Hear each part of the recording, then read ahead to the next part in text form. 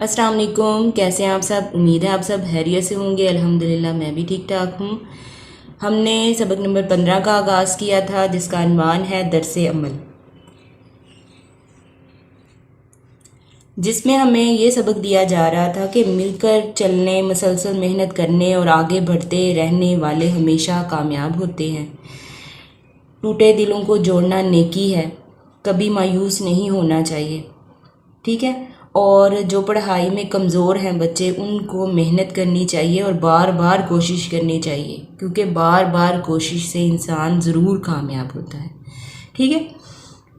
اس سبق کے اندر ہم نے یہ سب کچھ پڑھا تھا، اور جب میں نے پڑھائی کروائی تھی ساتھ ساتھ میں نے آپ کو مشکل الفاظ بھی بتائے تھے اور ان کا مفہوم بھی بتایا تھا۔ اس کے علاوہ بھی آپ دیکھ سکتے ہیں کہ جو مشکل الفاظ میں نے لکھے ہوئے ہیں، اور یہ آپ دیکھ سکتے ہیں،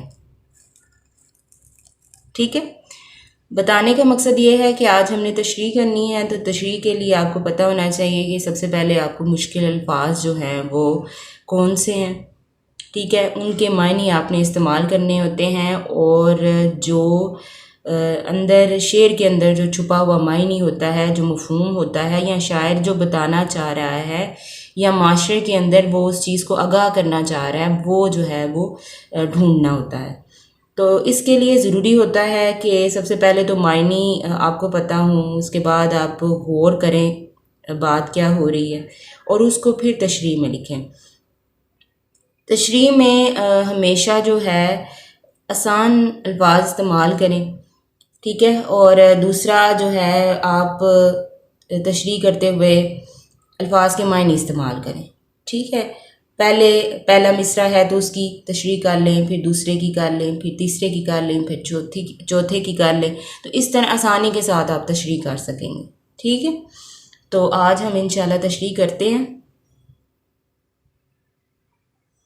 تشریح کرنے کے لیے سب سے پہلے ہم کاپی کا صفحہ تیار کریں گے، جماعت کا کام لکھیں گے۔ سبق نمبر 15 ہے ہمارا، اور عنوان ہے ہمارا درس عمل۔ اس میں سب سے پہلے ہے تشریحات۔ اعلیٰ متن ہے ہمارا کہ شاعر کا نام ہے سعادت نذیر، اور نظم کا عنوان جو ہے وہ درس عمل ہے، ٹھیک ہے۔ اس میں سب سے پہلے ہمارا جو بند ہے وہ دیکھیں ذرا، بند نمبر 1 میں کیا بتایا جا رہا ہے۔ اٹھو قدم قدم سے ملاتے چلے چلو، سب مل کے ایک راہ بناتے چلے چلو، منزل کی دھن میں جھومتے گاتے چلے چلو، ہر مرحلے کو سہل بناتے چلے چلو۔ اور یہاں پہ یہ بتائیں کہ ہر انسان جو ہے قدم اٹھائے گا، کوشش کرے گا، تو کیا ہوگا، راستے خود بخود نکلتے جائیں گے، اور جو آپ نے حاصل کرنا ہے اس کے شوق میں، اس کی لگن میں آپ چلتے جائیں گے، تو آپ کی ہر منزل جو ہے یا ہر راستہ جو ہے وہ آسان ہوتا جائے گا، ٹھیک ہے۔ تو اس کی تشریح دیکھیں کہ نظم کے پہلے بند میں شاعر کہتا ہے کہ ہم سب کو قدم سے قدم ملا کر ایک راستے پر چلنا چاہیے، ہم سب کو مل جل کر سخت محنت اور جدوجہد کرنی چاہیے، کیونکہ اتفاق میں برکت ہوتی ہے۔ جب ہم متحد ہو کر اپنی منزل کی جانب بڑھتے جائیں گے تو راستے میں آنے والی ہر مشکل خود بخود آسان ہوتی جائے گی۔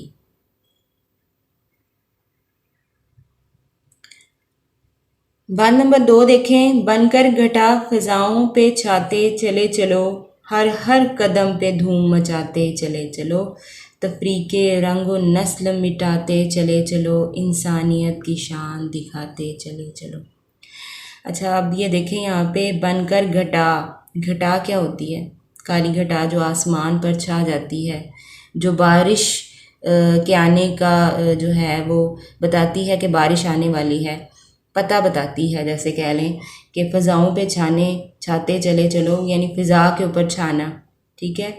اور ہر ہر قدم پہ کیا ہے، ہر ہر قدم پہ دھوم مچاتے چلے چلو، اپنے آپ کو منواؤ، آگے بڑھتے جاؤ، اس چیز کی تفریق نہ کرو کہ کوئی رنگ میں کالا ہے، گورا ہے، نسل میں وہ کیسا ہے، ٹھیک ہے۔ اور انسانیت دکھاؤ۔ انسان کیا ہے کہ ہم سب برابر ہیں اور سب اپنی اپنے عہدے پر کام کر رہے ہیں، ٹھیک ہے، ہر انسان برابر ہے، ٹھیک ہے، تو یہ کام ہم کرتے جائیں گے۔ اب اس کی تشریح ہم دیکھتے ہیں۔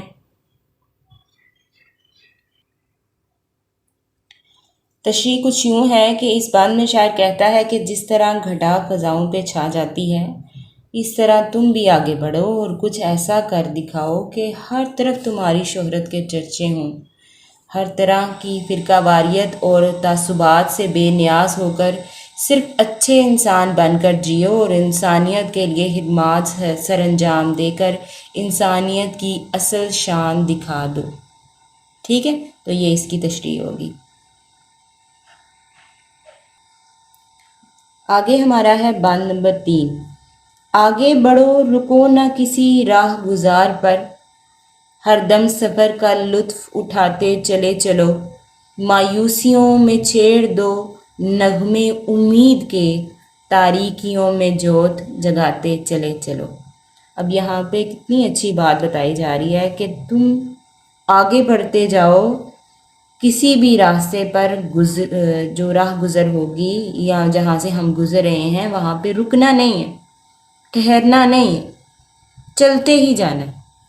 ہر دم سفر کا لطف اٹھاتے چلے چلو، یعنی جو ہم سفر، جس سفر کو ہم نے شروع کیا ہے اور جس کی ہم نے ایک منزل طے کر لی ہے، ٹھیک ہے، اس میں کیا ہے، ہر دم، ہر سانس پہ کیا ہے، لطف اٹھاتے چلے چلو۔ ہر مشکل اگر گزری ہے، اگر مشکل کوئی آ بھی رہی ہے تو اس کو کیا کریں، اس کا بھی لطف اٹھائیں۔ ٹھیک ہے، مایوسیوں میں چھیڑ دو نغمے امید کے، جیسے کوئی مایوس ہے تو اس کو امید دلاؤ۔ ٹھیک ہے، تاریکیوں میں جوت جگاتے چلے چلو، تاریکی اگر روشنی نہیں ہے تو وہاں پہ روشنی جلاؤ، روشنی کی امید پیدا کرو۔ ٹھیک ہے، تو اس کی جو تشریح ہے وہ اس طرح ہوگی کہ اس بند میں شاعر کہتا ہے کہ علم حاصل کرو، سخت محنت کرو، راستے میں رکاوٹ دیکھ کر رکو مت، بلکہ ڈٹ کر اس کا سامنا کرو، اپنی منزل تک پہنچنے والے بنو، تمام سفر سے لطف اٹھاؤ اور خوشی سے آگے بڑھتے جاؤ۔ زندگی میں کبھی بھی مایوسی کا شکار مت ہو، بلکہ مایوسیوں کے اندھیروں کا مقابلہ امید کی شمع جلا کر کرو، تب اللہ کی مدد تمہارے ساتھ شامل حال ہو جائے گی۔ ٹھیک ہے، یہاں پہ غلطی ہے تو آپ یہاں پہ یہ ٹھیک کر لیں، بی۔ ٹھیک ہے، بند نمبر 4 ہے، ٹوٹے ہوئے دلوں کو محبت سے جوڑ دو، جو ہر عمل کے اپنے دکھاتے چلے چلو، چمکو گگن کے تاروں کی صورت زمین پر، تم آسماں زمین کو بناتے چلے چلو۔ اب کتنی خوبصورت بات ہوئی ہے یہاں پہ کہ ٹوٹے ہوئے دلوں کو، یعنی جو دل ٹوٹ چکے ہیں کسی بھی وجہ سے، اپنی مستقبل کی پریشانی سے یا نا امیدی سے، ان کو کس سے جوڑو، محبت سے جوڑو۔ ٹھیک ہے، جوہر یعنی کمال اپنے عمل سے دکھاتے چلے چلو، یعنی جو تم میں خوبیاں ہیں، جو جوہر ہیں، کمال ہیں، ان کو عمل میں لاؤ۔ ٹھیک ہے، جیسے اگر کسی کوئی دل جوڑ سکتا ہے، کسی کی امید بھر پوری کروا سکتا ہے تو وہ اس کی کیا کرے، عمل میں لائے اور اس سے محبت سے اس کے دل کو جوڑ دے، امید پیدا کرے اس کے دل کے اندر۔ اب یہاں پہ کتنی خوبصورت بات ہو رہی ہے کہ جیسے آسمان پر جو ہے وہ تارے چمکتے ہیں نا، گگن کہتے ہیں آسمان کو، تو اسی طرح زمین پر تم چمکو۔ کس طرح ہم چمک سکتے ہیں؟ اپنے اچھے کاموں سے ہمیں یاد کیا جا سکتا ہے، اپنے نیک اعمال سے، دوسروں کی مدد کر کے، دوسروں کے کام آ کر، تو ہم جو ہے ایک دوسرے کے، آپ آسمان پر تاروں کی طرح چمک سکتے ہیں۔ کہاں پر؟ زمین پر۔ تو تم آسمان زمین کو بناتے چلے چلو، تو زمین کو ہم نے کس طرح بنانا ہے؟ آسمان کی طرح خوبصورت۔ ٹھیک ہے، تو اس کی تشریح ہم کچھ یوں کریں گے کہ اس بند میں شاعر کہتا ہے کہ جہاں تک ممکن ہو کسی کا دل مت دکھاؤ، کیونکہ دل خدا کا گھر ہوتا ہے۔ ہمیشہ دلوں کو اپنی محبت سے جوڑنے کی کوشش کرتے رہو۔ دل جوئی کرنا ایسی نیکی ہے جو انس و محبت کا باعث ہے، اور دل آزاری کرنا ایسا گناہ ہے جو وحشت و نفرت کا سبب بنتا ہے۔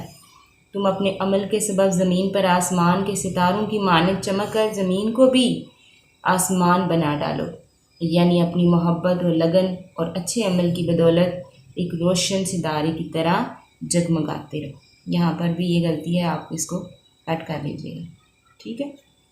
آگے ہمارا بات نمبر 5 ہے، پت جھڑ کی رت میں موسم کھلانا کمال ہے، پت جھڑ کی رت میں موسم کھلاتے چلے چلو، بدلے خزاں نظیر چمن میں بہار سے، وہ گیت زندگی کے سناتے چلے چلو۔ تو کتنی خوبصورت جو ہے یہ نظم ہے کہ ہر بند ہی اپنی خوبصورتی کو ظاہر کر رہا ہے۔ جیسے پت جھڑ کا موسم ہوتا ہے، خزاں کا موسم ہوتا ہے، ٹھیک ہے، اس میں پھول نہیں کھلتے، ٹھیک ہے، اس میں پتے جھڑتے ہیں بلکہ۔ تو شاعر یہ کہنا چاہ رہا ہے کہ اگر نا امیدی کی حالات بھی ہیں تو آپ امید پیدا کرنے کی کوشش کریں اور یہ کام کرتے ہی جائیں، ٹھیک ہے۔ جیسے خزاں کا موسم آ گیا ہے تو یہ کام کرتے ہی جائیں، نا امیدی پیدا ہو گئی ہے پھر بھی امید دلانے کی کوشش کریں۔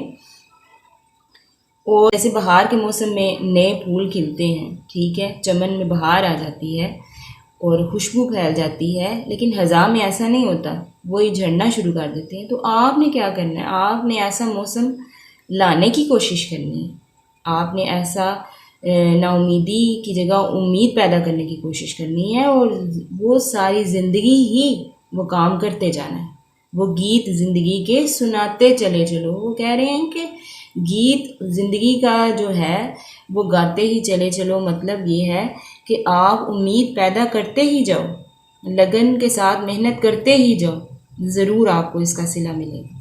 تو اس کی تشریح ہم دیکھ لیتے ہیں کہ اس کی تشریح جو ہے وہ شاعر کیا کہہ رہے ہیں کہ شاعر آخری بات میں کہتا ہے کہ اگرچہ پھول بہار کے موسم میں کھلتے ہیں لیکن اصل کمال تو یہ ہے کہ خزاں کے موسم میں پھول کھلائے جائیں، یعنی منزل حاصل کرنے کا حقیقی مزہ تو یہ ہے کہ انسان سخت محنت اور مشقت کے بعد کامیابی حاصل کرے، نہ کہ بنا کسی کوشش اور تگدو کے منزل حاصل کرے۔ شاعر اپنا تخلص استعمال کرتے ہوئے کہتا ہے کہ نظیر ہمیں ایسا گیت گانا چاہیے اور کچھ ایسا کرنا چاہیے جس میں موسم خزاں موسم بہار میں تبدیل ہو سکے، یعنی ادبار کا زمانہ اقبال میں بدل جائے، ٹھیک ہے۔ تو اس طرح آپ کی یہ تشریحات مکمل ہوئیں، میں نے کوشش کی ہے کہ آپ کو سمجھا سکوں، مفہوم بھی واضح کیا ہے اور ساتھ تشریح بھی آپ کو ایز اے نوٹس جو ہے نا وہ میں نے آپ کو پرووائڈ کرنے کی کوشش کی ہے۔ باقی میری اس کوشش پہ آپ ضرور لائک کیجیے گا، کمنٹ کیجیے گا اور دوسروں تک بھی پہنچائیے گا۔ مجھے دیں اجازت، اللہ حافظ۔